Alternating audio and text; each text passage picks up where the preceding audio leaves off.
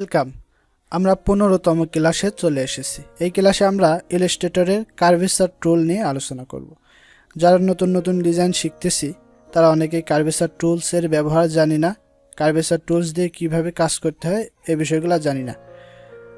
আজকের ক্লাসটি শেষ পর্যন্ত দেখলে আশা করছি কার্ভেচার টুল সম্পর্কে পরিষ্কার একটি ধারণা পেয়ে যাবেন এবং কার্ভেচার টুলসের উপর শক্ত একটি কন্ট্রোল চলে আসবে।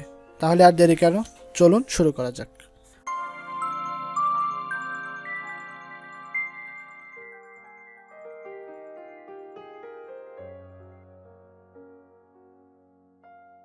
আমরা আমাদের স্ক্রিনে চলে এসেছি। দেখেন আমি কার্ভেচার কার্ভেচার টুল সিলেক্ট করলাম। কার্ভেচার টুলের কাজই হলো কার্ভ করা। দেখেন আমি যদি এখানে একটা ক্লিক করি, এরপরে এখানে একটা ক্লিক করলাম, দেখেন একটা সোজা লাইন হয়েছে, সোজা একটা লাইন তৈরি হয়েছে। কিন্তু আমি যখন এই পেন টুলটাকে সরায় নিয়ে আসতেছি, দেখেন এই পয়েন্ট আর এই পয়েন্ট কেন্দ্র করে একটা কার্ভ লাইন তৈরি হচ্ছে এবং এখান থেকে আমি যেখানে নিচ্ছি এই পয়েন্ট, এই একটা কার্ভ লাইন তৈরি হলো। আমি এটাকে স্ট্রোক কালার করে দেই। দেখেন আমি এখানে নিলাম, একটা কার্ভ লাইন তৈরি হলো, আবার এখানে নিলাম, একটা কার্ভ লাইন তৈরি হলো। সো আমি এখন এইটাকে দেখেন লাইনটা যেখান থেকে শুরু করেছিলাম সেখানে এসে শেষ করে দিলাম। এখন এইটা একটা সার্কেল তৈরি হয়ে গেছে।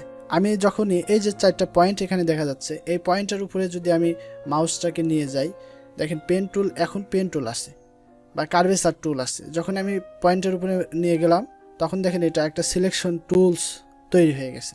এখন আমি এটাকে ক্লিক করে ধরে সরাই দিতে পারবো আমার ইচ্ছা অনুযায়ী।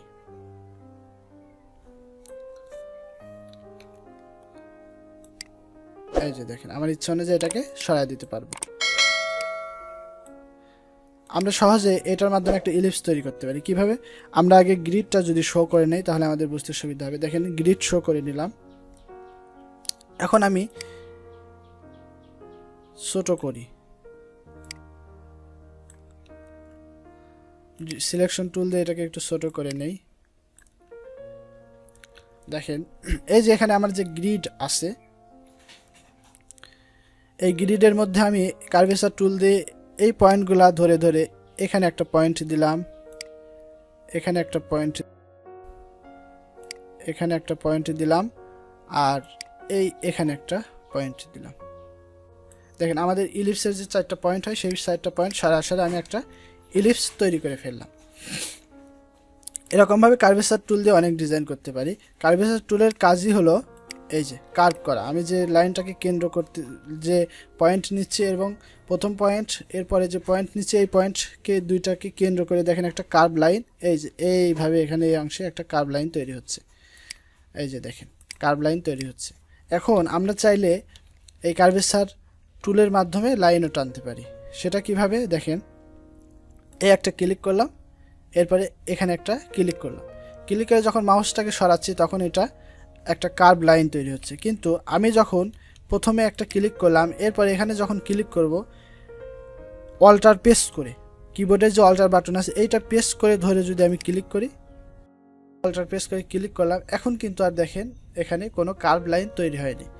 আবার আমি এখানে যদি ক্লিক করি স্বাভাবিকভাবে কোনো কিছু প্রেস না করে, তাহলে দেখেন আবার কার্ভ লাইন তৈরি হচ্ছে। কিন্তু আমি যদি আবার এখানে অল্টার বাটন প্রেস করে ক্লিক করি তাহলে দেখেন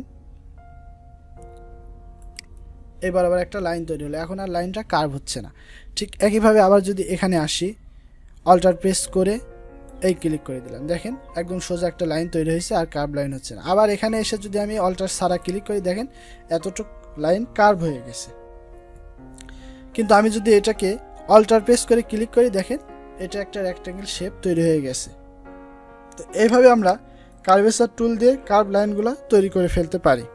এখন আপনি যদি চান কার্ভেচার টুল দিয়ে, দেখেন স্বাভাবিক অবস্থায় কার্ভেচার টুল নিলাম, স্বাভাবিক অবস্থায় কার্ভেচার টুল দেখা যাচ্ছে। যখন পয়েন্টে নেই তখন এটা সিলেকশন টুলের মতো কাজ করে। আর যখনই দেখেন পাথগুলো আছে, লাইনগুলো আছে, লাইনের উপরে যখনই নিচ্ছে দেখেন কার্ভেচার টুলের নিচে একটা প্লাস চিহ্ন শো করতেছে। এর অর্থ হলো এখানে যদি আমি ক্লিক করি তাহলে এখানে আরও একটা পয়েন্ট অ্যাড হবে। এই যে দেখেন আরও একটা পয়েন্ট অ্যাড হয়ে গেছে। আমি এখানে এসে ক্লিক করলাম, আরও একটা পয়েন্ট অ্যাড হয়ে গেছে। আমি এখানে এসে ক্লিক করলাম, আরও একটা পয়েন্ট অ্যাড হয়ে গেছে। এখন আমি চাইলে এই পয়েন্টগুলোকে ধরে ধরে এই যে দেখেন কার্ভ করতে পারি।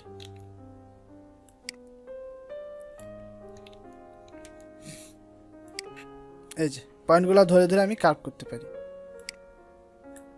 আর আমি যদি এটাকে অল্টার প্রেস করে ক্লিক করে ধরে নিয়ে যাই, অথবা আমি যদি এটাকে এইভাবে দেখেন কার্ভ করে দিলাম, এখন আমি যদি এখানে অল্টার প্রেস করে ঠিক একইভাবে ক্লিক করি, দেখেন এই পয়েন্টটা কার্ভ আছে, আমি যদি অল্টার প্রেস করে ক্লিক করি তাহলে এটা কার্ভ থেকে দেখেন অ্যাঙ্গেল তৈরি হয়ে গেছে। ঠিক একইভাবে এখানে যেমন আমরা অল্টার প্রেস করে করে ঠিক অল্টার প্রেস করে যদি আবার এখানে ক্লিক করি, দেখেন এটা কার্ভ হয়ে গেছে। অল্টার প্রেস করে এখানে ক্লিক করলাম, দেখেন এটা কার্ভ হয়ে গেছে। অল্টার প্রেস করে এখানে ক্লিক করলাম, দেখেন এটা কার্ভ হয়ে গেছে। অল্টার প্রেস করে এখানে ক্লিক করলাম, দেখেন এটা কার্ভ হয়ে গেছে। এখানে ক্লিক করলাম, কার্ভ হয়ে গেছে। এরকমভাবে আমরা যে কোনো শেপকে অল্টার প্রেস করে ক্লিক করে করে লাইনগুলা অল্টার প্রেস করলে লাইনগুলো একদম সোজাভাবে যায়, আর যদি আমরা অল্টার ছাড়া স্বাভাবিকভাবে ক্লিক করি তাহলে লাইনগুলা দেখেন এই যে এরকমভাবে কার্ভ তৈরি হয়। এবার কার্ভেচার টুল ছাড়া আমরা যদি যে কোনো শেপ তৈরি করি, যেমন মনে করেন রেক্ট্যাঙ্গেল টুল নিলাম, রেক্ট্যাঙ্গেল টুল নিয়ে একটা রেক্ট্যাঙ্গেল শেপ তৈরি করলাম, সিলেকশন টুল দিয়ে এটা সিলেক্ট করে দেখেন আমরা ডিরেক্ট সিলেকশন টুল দিয়ে জানি যে এখানে 4টা অ্যাঙ্কার পয়েন্ট আছে, এই একটা, এখানে একটা, এখানে একটা, 4টা অ্যাঙ্কার পয়েন্ট আছে, এই যে 4টা অ্যাঙ্কার পয়েন্ট দেখা যাচ্ছে।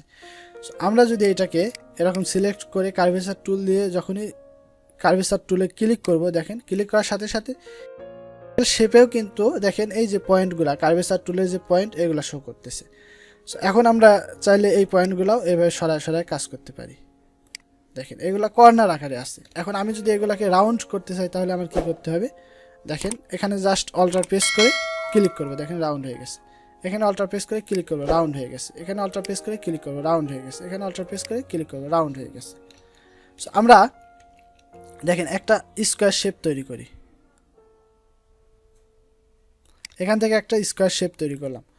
এখন এই স্কোয়ার শেপের মাধ্যমে কার্ভেচার টুল দিয়ে স্কোয়ার শেপটাকে আমরা একটা ইলিপস তৈরি করে ফেলতে পারি খুব সহজে। কীভাবে দেখেন, এটাকে রোটেট করে দিলাম, রোটেট করে দিয়ে পয়েন্ট আরেকটু ছোটো করে দিই, দেখেন রোটেট করে দিলাম যাতে পয়েন্টগুলো আমাদের এই যে মিডলে আসে, এই যে আমাদের যে খোপটা এই খোপের যেন মিডলে আসে।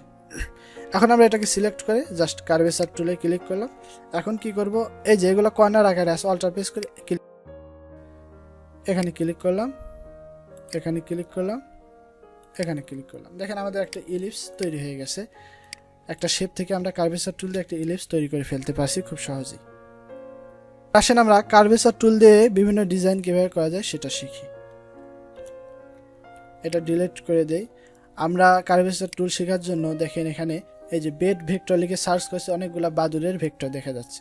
তো এখান থেকে আমি একটা ইমেজ নিয়ে নেই। আচ্ছা, আমি এই যে এই ইমেজটাকে কপি করে নিলাম। এখন আমি আমাদের আর্টবোর্ডে এসে ইমেজটাকে পেস্ট করে দিলাম, পেস্ট করে এটা ইমেজটাকে বড় করি, Ctrl+2 দিয়ে লক করে দিলাম।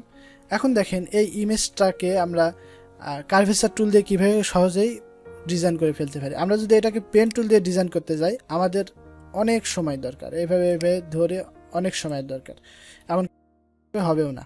তো আমরা এটা খুব সহজে কার্ভেচার টুল দিয়ে ডিজাইন করতে পারি। কীভাবে, কার্ভেচার টুল নিলাম, নেওয়ার পরে দেখেন এই যে পয়েন্ট, এখানে একটা ক্লিক করলাম, এখানে এসে একটা ক্লিক করলাম, এখানে এসে একটা ক্লিক করলাম, দেখেন আমার পয়েন্টগুলা এই যে সার্কেল আকারে হচ্ছে, অর্থাৎ রাউন্ড আকারে হচ্ছে, একদম স্ট্রেট কর্নার হচ্ছে না। আমরা পারফেক্টভাবে ডিজাইন করার জন্য কর্নার করে নেব আগে, কর্নার করে প্রত্যেকটা কর্নারে পয়েন্ট নিয়ে নিয়ে আমরা আগে একটা লাইন তৈরি করে নেব। তো সেটা কিভাবে করব, এখানে ক্লিক করব, অল্টার প্রেস করে ধরে এখানে এসে ক্লিক করব, তাহলে আমাদের এটা একটা লাইন তৈরি হলো। আবার অল্টার প্রেস করে এখানে ক্লিক করব, একটা লাইন তৈরি হলো, অল্টার প্রেস করে এখানে ক্লিক করব, লাইন তৈরি হলো, অল্টার প্রেস করে আবার এখানে ক্লিক করব। এইভাবে অল্টার প্রেস করে প্রত্যেকটা পয়েন্টে ক্লিক করে নেব। এই যে দেখেন এখানে পয়েন্ট আছে, এই ক্লিক করে দিলাম, এখানে পয়েন্ট আছে, ক্লিক করলাম, এই ক্লিক করলাম, এবং যেখানে এসে শেষ করছিলাম সেখানে আবার অল্টার প্রেস করে ধরে ক্লিক করে দিলাম। দেখেন প্রত্যেকটা পয়েন্টে আমরা একটা লাইন তৈরি করে নিলাম সোজাভাবে। এখন কি করব, এই লাইনগুলোকে আমরা কার্ভ করে দেব।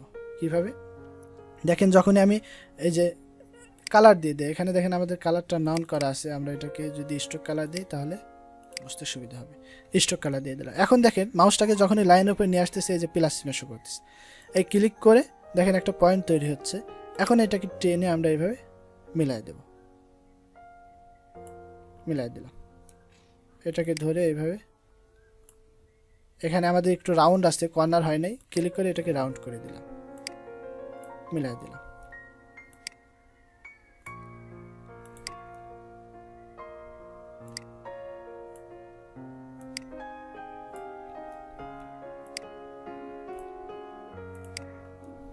অল্টার পেস রাউন্ড ছিল, অল্টার পেস করে আবার এই যে রাউন্ড আকারে ছিল, অল্টার পেস করে এটাকে কর্নার করে দিলাম।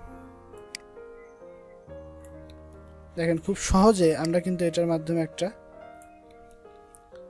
এই যে এখান থেকে আবার এই পর্যন্ত একটা পয়েন্ট নিলাম, এখানে ক্লিক করে আরও একটা পয়েন্ট নিলাম, পয়েন্ট নিয়ে এখানে মিলাই দিলাম, এখানে আরও একটা পয়েন্ট নিয়ে এটাকে এভাবে উপরে উঠিয়ে দিলাম।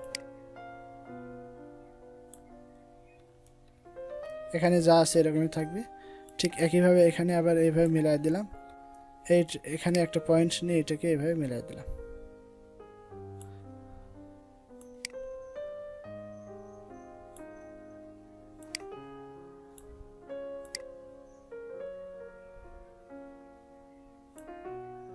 দেখেন এখন যদি আমরা এটাকে ফিল কালার দেই, এটাকে এখান থেকে সরা নেই, কন্ট্রোল অল্টার 2 লক করে এটাকে পাশে রাখি। দেখেন খুব সহজে আমরা কিন্তু একটা বাদুর তৈরি করে ফেলতে পারছি কার্ভেচার টুলসের মাধ্যমে। এরকমভাবে কার্ভেচার টুলস দিয়ে অসংখ্য ডিজাইন করা যায়। আমি এলিপস ডিজাইন করে দেখাইলাম, এরকমভাবে আপনারা অনেক ডিজাইনই করতে পারবেন। সবাইকে প্র্যাকটিস করার জন্য বলতেছি, বেশি বেশি প্র্যাকটিস করবেন। যে যত বেশি প্র্যাকটিস করবেন তার টুলগুলো তত বেশি আয়ত্তে চলে আসবে। এরকমভাবে বেটের ইমেজ নিয়ে এরপরে অসংখ্য ফুল আছে, এই সমস্ত ফুল নিয়ে আপনারা কার্ভেচার টুল দিয়ে প্র্যাকটিস করবেন। সবাইকে অসংখ্য ধন্যবাদ ভিডিওটি শেষ পর্যন্ত দেখার জন্য। যদি কারো কোনো সমস্যা থেকে থাকে অবশ্যই আমার ফেসবুক আইডি অথবা ফেসবুক পেজে মেসেজ দিয়ে আপনার সমস্যার কথা বলবেন, আমি চেষ্টা করব আপনাকে আমার সাধ্য অনুযায়ী সাহায্য করার। সবাই ভালো থাকবেন, সুস্থ থাকবেন, আল্লাহ হাফেজ।